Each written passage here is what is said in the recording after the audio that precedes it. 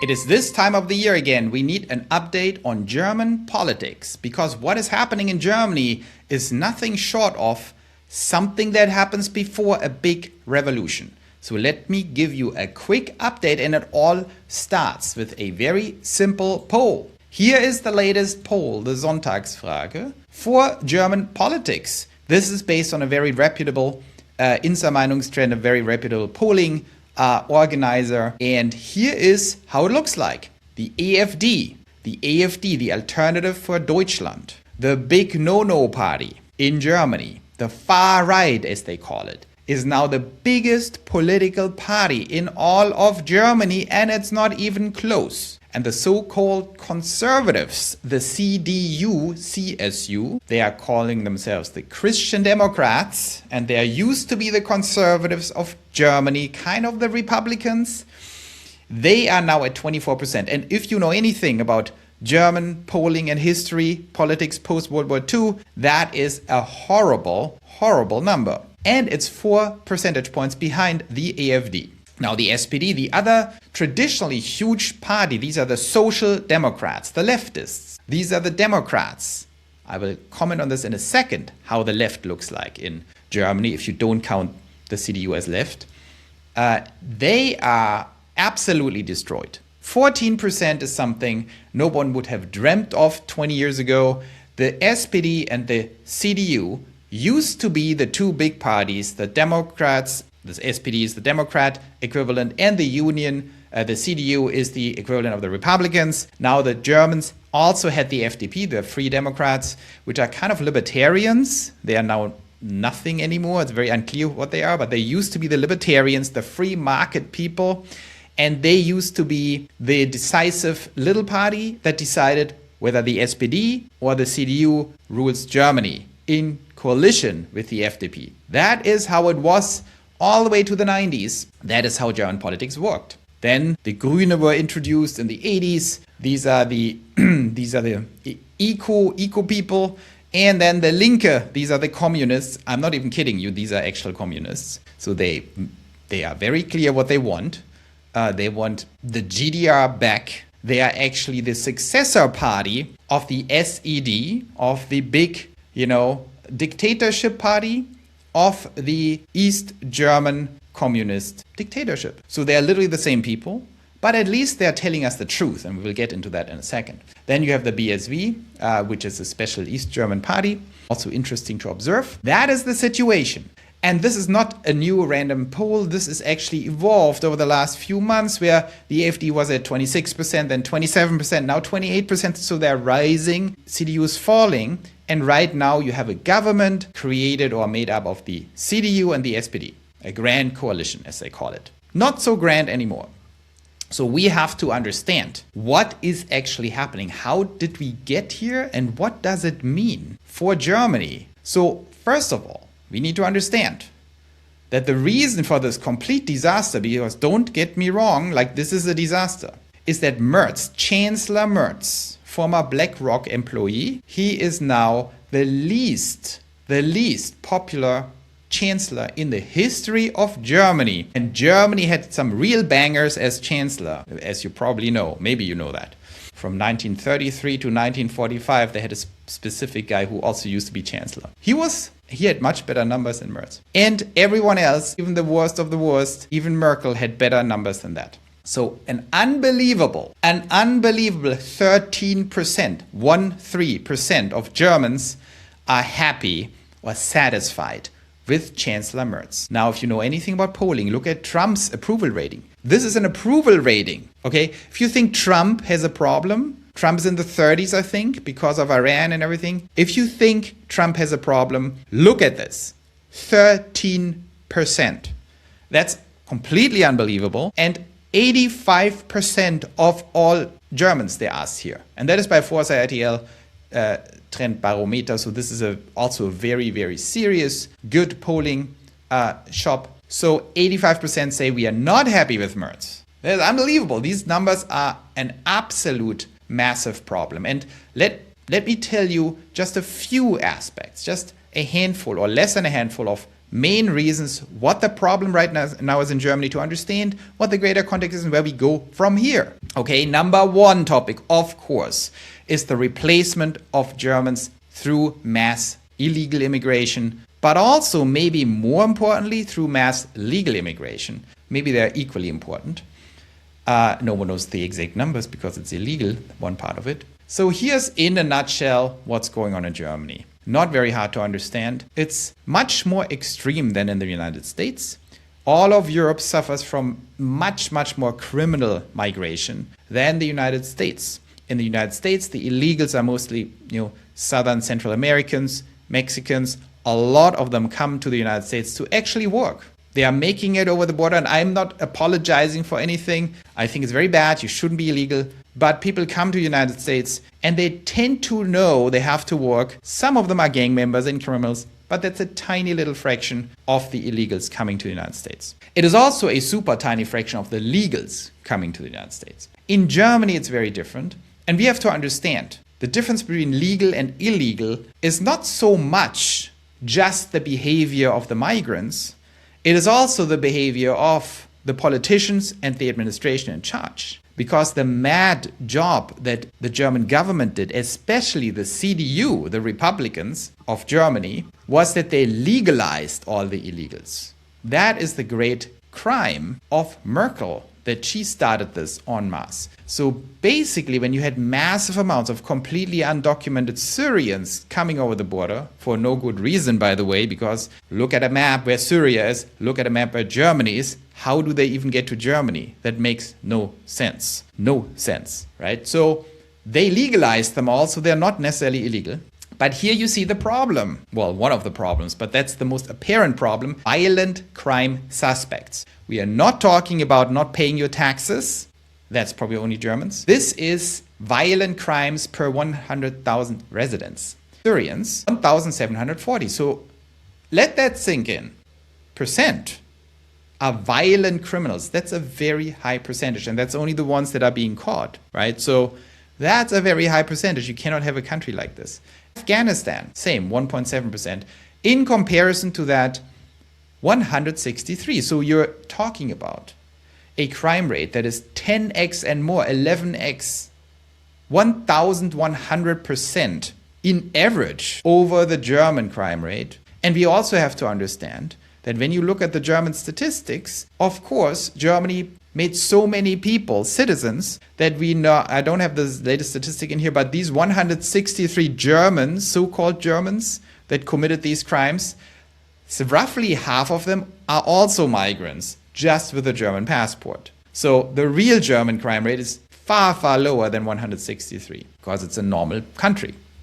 So that at some point becomes a problem, because a lot of people are victims. And when I say a lot of people, I mean a lot of people, especially young people in Germany, are victims of violent crime or threats of violent crime. Ask high school students in big cities or even in smaller cities now and all over the place. It's a total disaster. Young people don't feel safe anymore. They are exposed to that crime much more because the percentage of young people in Germany with migration background is much higher. That leads directly to a complete clash in violence. So that is, of course, the big elephant in the room, number one, why Merz is so unliked. Number two, energy. You might have heard about it. This is a funny little, it's not a joke, unfortunately. That's like how it goes. So there's the green ideology in Germany was basically stop all coal plants, stop the oil plants, blow up, literally explode, like blow up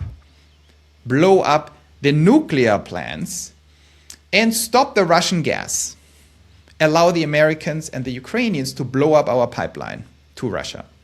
So now if you stop Russian gas, you stop German nuclear energy, you stop German coal, and you don't have oil, at some point you have a little bit of a problem. And that means now Germany has to relocate very large plants like BASF and many others to China, because China has great, cheap coal and gas and all kinds of stuff compared to Germany, which is very smart from a climate strategy perspective. So instead of having clean German gas and whatever, power plants, you send it to dirty Chinese power plants because it's good for the planet. Then you don't want nuclear energy, you blow up your nuclear power plants so you can import the nuclear energy from France. So when you really think about it, maybe not the smartest, and the effect of that is Germany has one of the highest energy prices now in the European Union or in the world, which is an absolute death nail for an industrial country like Germany. So now the economy goes down the drain, and these things have been in the making by Merkel mostly for a long time.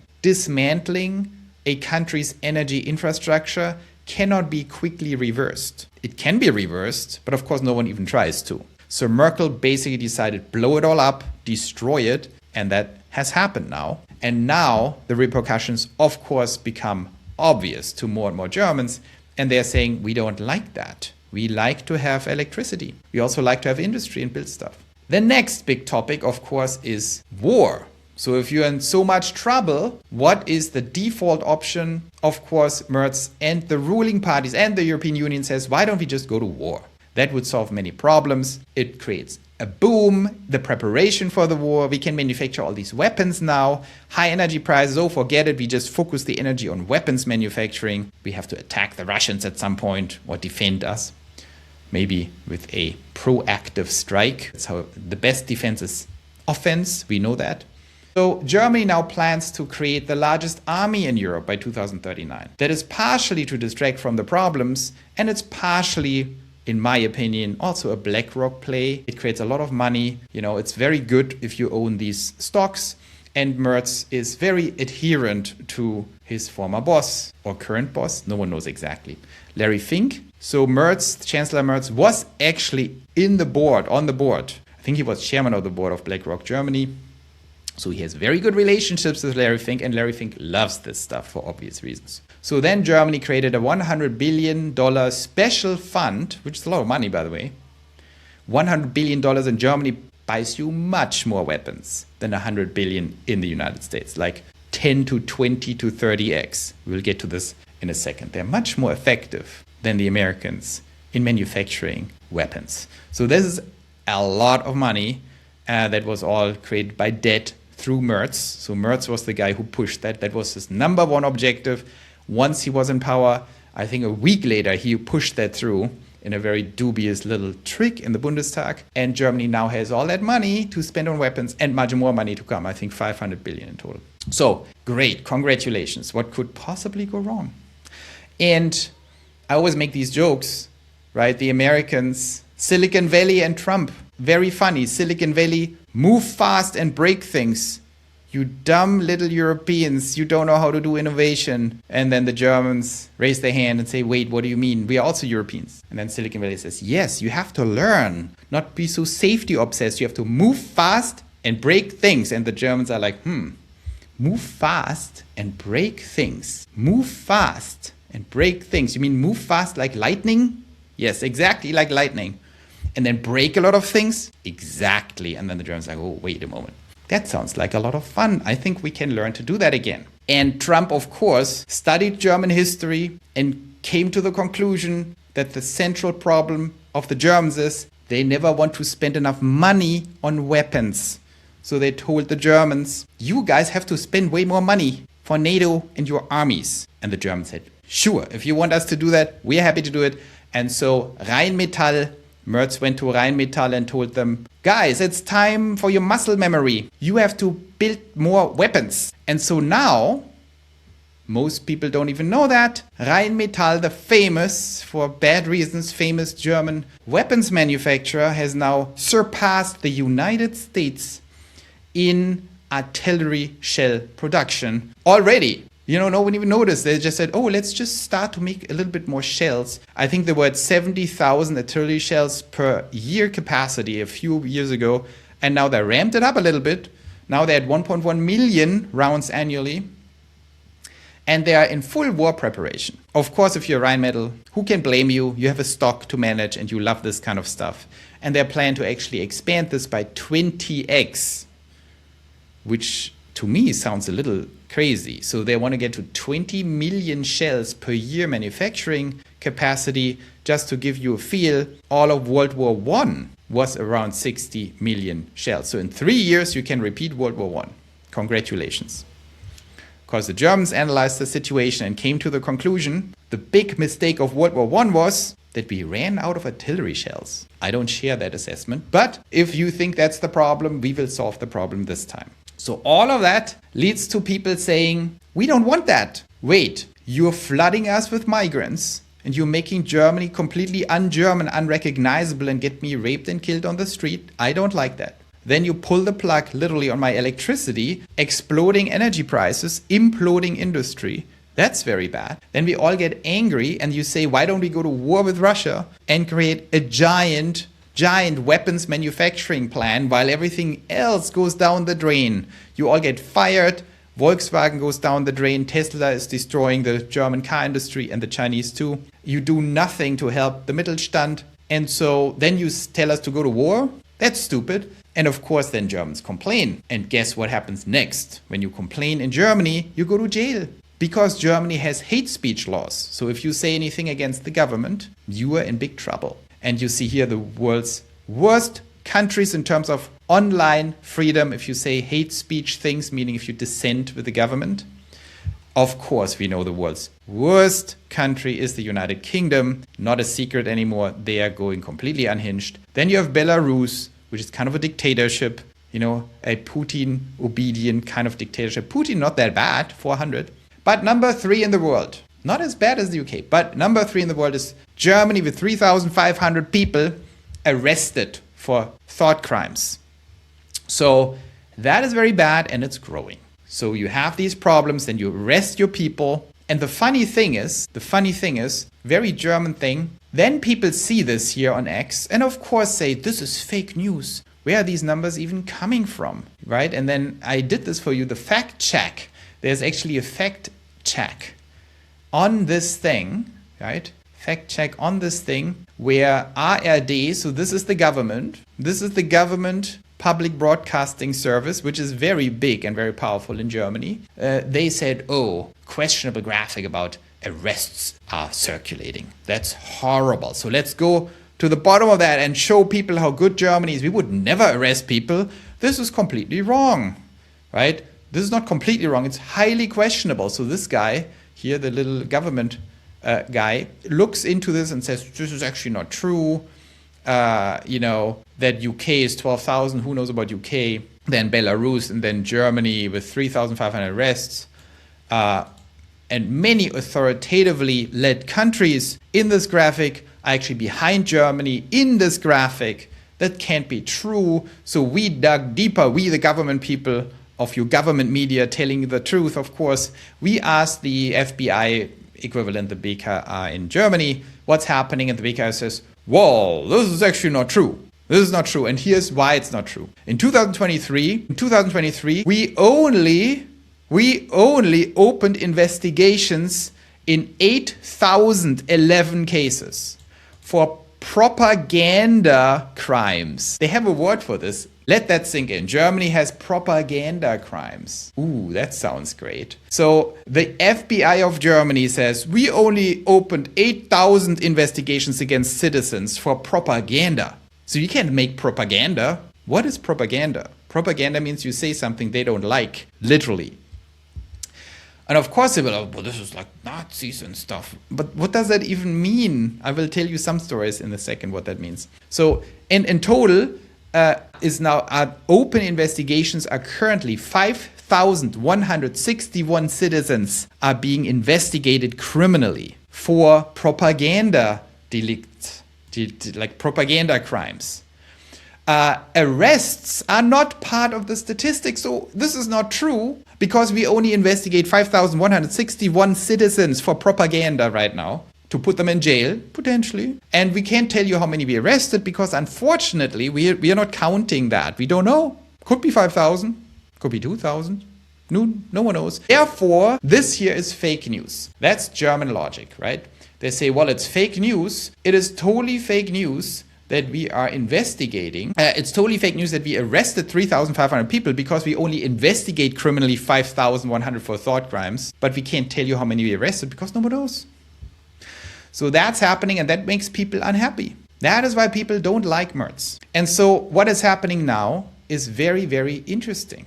The situation in Germany, when you think about the polls I just showed, is, and I know many Germans, of course, and I know many CDU voters, because CDU voters are the conservatives. These are the normal bread and butter Germans. They are the farmers, they are workers, they are the middle class. They are the people who want to be orderly Germans. They say, I want law and order, I want closed borders, controlled borders, I want people to be nice, I want people to pay taxes. That's the people who vote the CDU.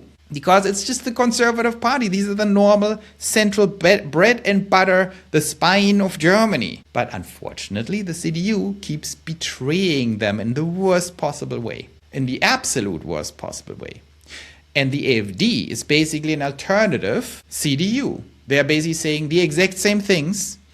Programmatically, the CDU and the AfD are very similar. It's basically the same thing, with the exception with anything related to Russia and the EU. There are some interesting pivots, by the way, by Merz. Not part of this video, but he's preparing some major pivots when it comes to Russia, but most people don't see that yet. Let me know in the comments if you want to know more about that. But I think Merz is preparing a big pro-Russian pivot, but that's a different story. For now, the Russians are the bad guys, and for the AfD, they're not the bad guys. The AfD says, who cares about the Russians? We care about Germany, and we will do what is necessary to protect Germans and Germany. And part of that is for sure not World War III. Whereas the CDU says, no, we think World War III is a good idea right now.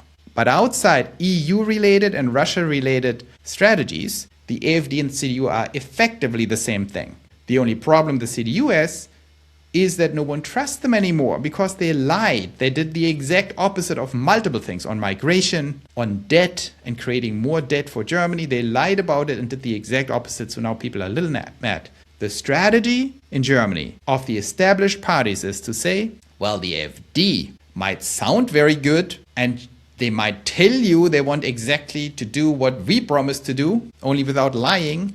That's what they pretend, but in fact they are Nazis.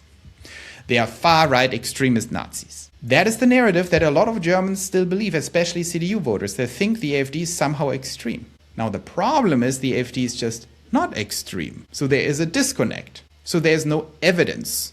There is no evidence that would survive any kind of investigation. So the strategy that's being executed against the AfD, right? If you claim someone is something that they're not, then you have to lie about it. And the key to lying in a democracy is that no one can see what the AfD actually has to say. And here's a very interesting graph that illustrates this. So what you see here is a beautiful statistic. Germany has all these statistics. It's kind of cool. I think in America they also have some of these statistics. But here you basically see the different parties, CDU, CSU, SPD, Greens, you remember all these parties, and here's the AfD. And what you see in the light blue, you see their current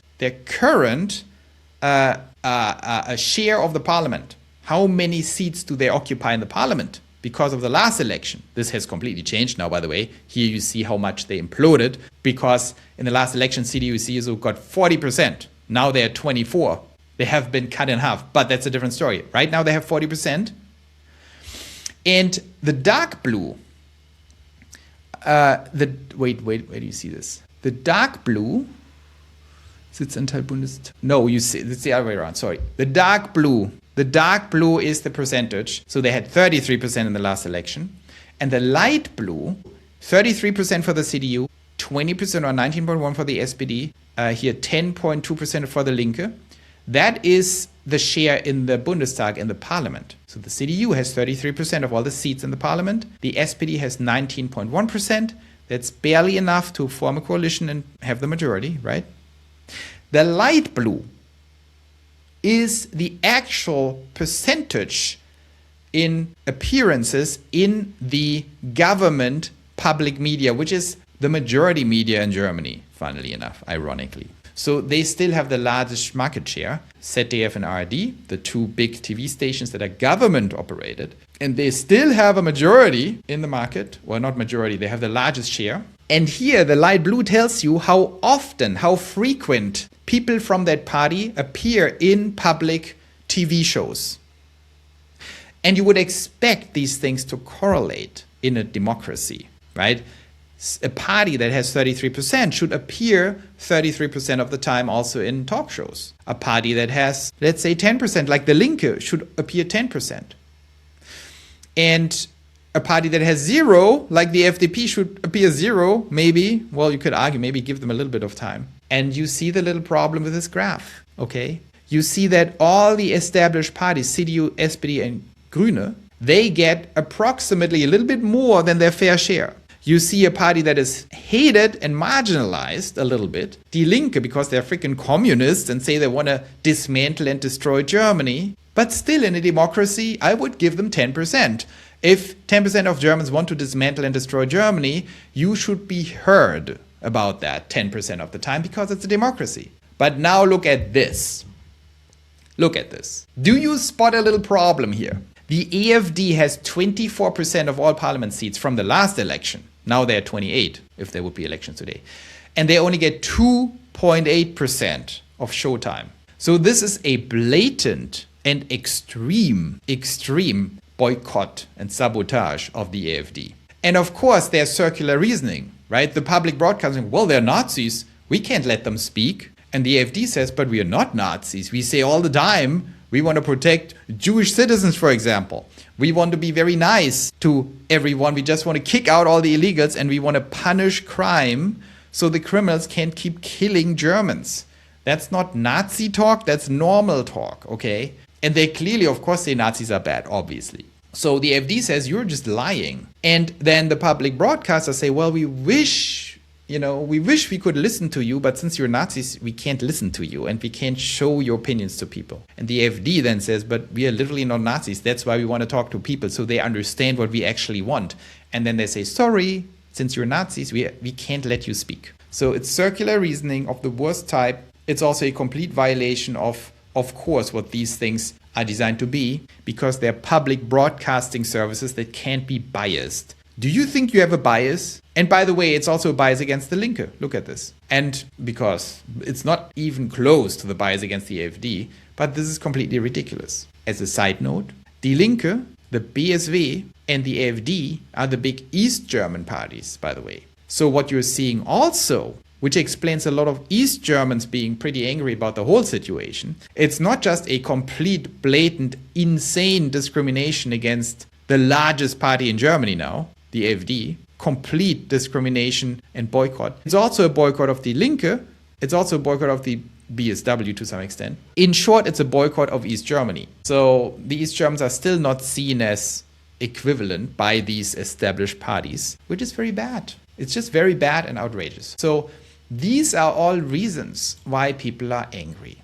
But now things are changing. And to the title of my video, Revolution in the Works, something huge happened last week. Last week, a certain broadcaster on YouTube, Ben, Unscripted, very cool guy. I call him the Joe Rogan of Germany. He's close to 1 million followers, I think, which is big for Germany. They're new to this whole podcasting situation. 1 million followers is pretty good. And he invited this person on his podcast for 4 hours and 36 minutes, okay? So you have to understand, this was all in German. And who is this person, Björn Höcke? He is the guy that the established parties have picked within the AfD as the devil. So he's designated officially the devil. No one can talk to him. He's a total Nazi, say the other parties. He has been criminally convicted of thought crimes because he said, and I quote in English, I think in English I'm allowed to say this horrible sentence. He said, I'm willing to give everything for Germany. And then, no one knew that before, by the way, but then a court decided, when you say everything for Germany, that you are a thought criminal. That this is something the Nazis said. And therefore, if you say, I want to give everything for Germany as a politician, you are literally worse than Hitler. And you need to be criminally punished. And that's what they did to this guy. And he's now a criminal because of that. But the problem with that is the East Germans who went through all this propaganda for 40 years and still have muscle memories like, yeah, I heard that before. Everyone is a criminal who's against the Socialist Unity Party. So now you say he's a criminal because he says he wants to fight for me. I'm German. This guy wants to give everything for me. And you make this criminal to say that a politician wants to give everything for me? That's a little weird. So that is happening. But Björn Höcke is also the complete frontrunner for governor for Thuringia, a very important state in the heart of Germany. Martin Luther was there a lot, like lots of very important people. Goethe. Thuringia is one of the most beautiful and most important, states in Germany. And he is frontrunner for becoming governor because East Germans don't care about all these designations anymore. They have seen it all. They understand propaganda when they see it. And they're not buying this whole thing. Oh, we made him a criminal, so now you have to think he's bad. Because probably half of all East Germans had like criminals in their families under the communist regime because everyone was a criminal who had any thought crimes. So the important thing here is that Björn Höcke, who is a family father of 4, who was the trusted teacher, which is a special thing in Germany where he's a high school teacher, where students vote for the teacher in the school they trust the most to come to with personal problems or criticism of the school. And they voted for Björn Höcke because he was the most trusted teacher. That tells you how bad this guy is. He's horrible. He's like trusted by students. That's horrible. And that's democratically voted. So the students come together and vote for the one teacher in the school they trust the most, and that was Björn Höcke. So, and you can tell when you listen to him, he's like deeply caring about people. He says this is a crime against our people. What's happening is horrible. I have kids. I want to make sure that's not happening. And of course, it blows the mind of the establishment. That sounds like horrible for them. He sounds like if he gets the call from BlackRock to sell out his people, like Merz, that he probably won't do it. And that's unacceptable. That threatens the democracy as we know it. So here comes a banger. This interview within 7 days in Germany, totally just German speaking, the whole thing, for 4 hours and 36 minutes, got 4 million views as we speak. 4 million. That is far more than any of these government broadcasting services ever get, which is another proof. It's another proof for the established parties how horrible this guy is, because he has now extremicized. He has turned 4 million more Germans into far-right extremists who believe you have to protect your kids. This is not acceptable.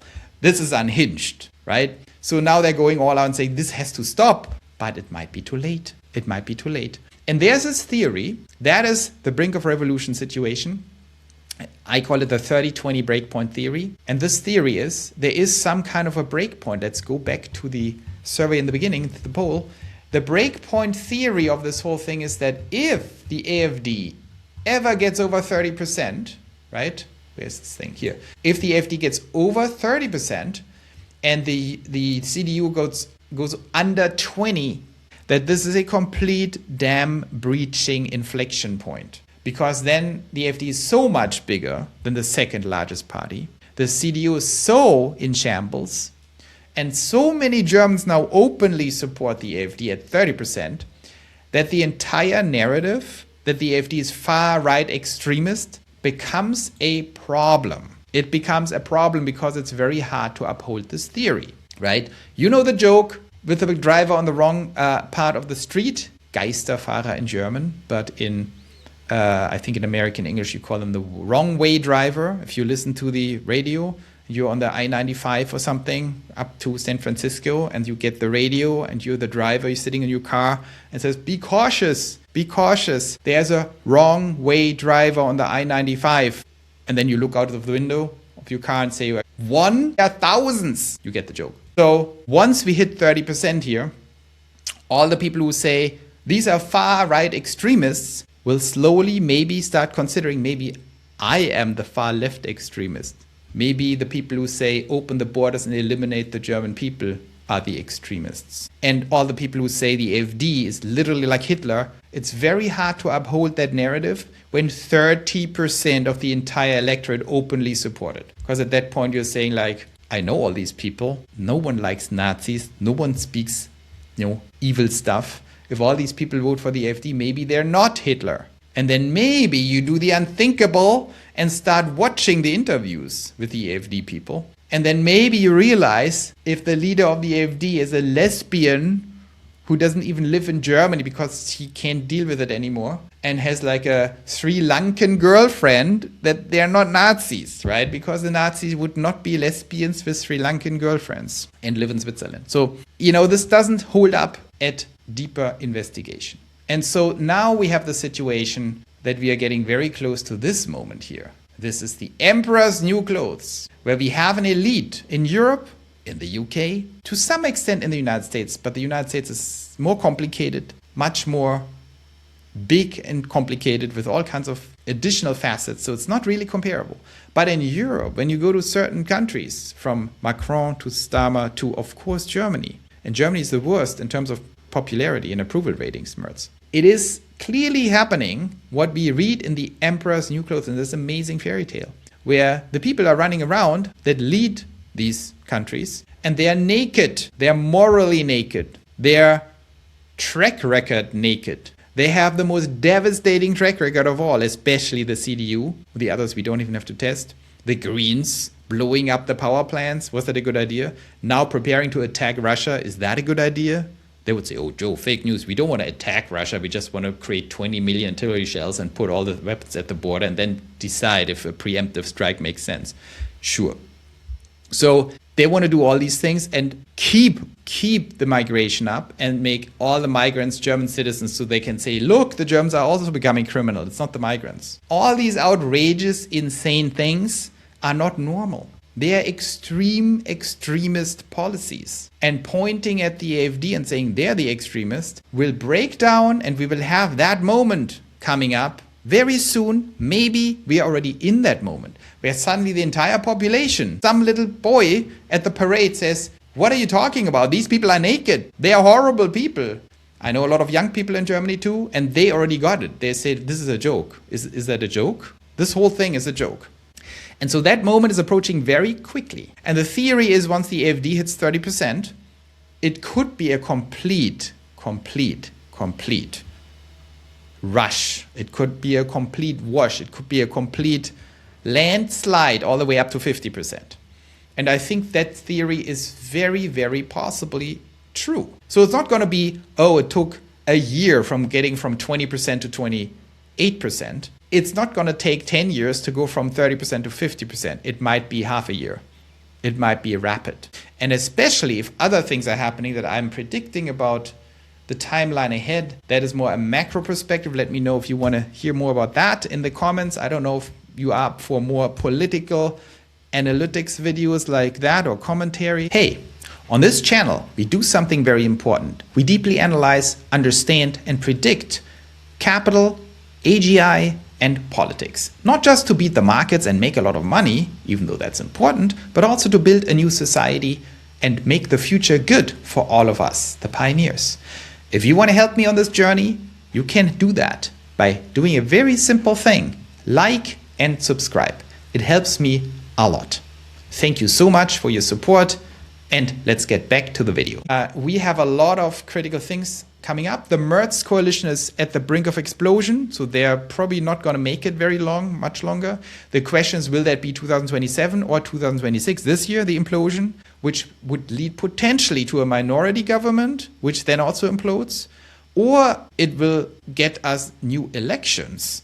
And at that moment, it's very interesting. There's also an enormous storm brewing for Germany economically, because the chickens have partially come home to roost, but not even remotely close to what will happen with this energy disaster, which forces Merz to rethink Russia, by the way. And we have AGI.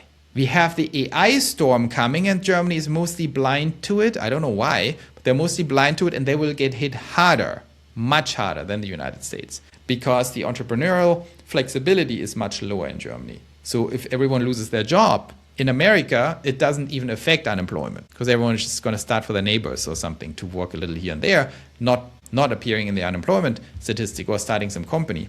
In Germany, that's just not going to happen if you kick everyone out of the job. And that might happen also next year at scale. Look at Anthropic, look at all the stuff that's happening. So you also have very dramatic situations in Germany with the migration situation. Germany doesn't have much time left to turn this around. If Germany doesn't, and some other European countries too, like France, if they don't turn around the migration, there will be civil war, there will be balkanization, there will be multi-ethnic states. And if you think I'm too dramatic, look at the statistics. And once you have a multi-ethnic society, you will have war, you will break the country apart, which who knows if that's a bad thing or not, but it's definitely not nice when it happens. So we are heading into that direction. There's not much time left, maybe 10 years to massively turn this whole thing around. And so the new elections will be very important. If they're too early, before the really bad stuff happens, maybe the AfD doesn't get strong enough. And then we get another 3 or 4 years of lost time. Or maybe we get lucky and the AfD is strong enough, and then we have to get lucky again that they're not betraying everyone. That's the next risk. So we don't know exactly what's happening, but something big will happen. That is my prediction. There's some big stuff happening in Germany. I prefer not to be there for that, but I will look at it from the outside and analyze that. So I hope that was interesting. Let me know what you think.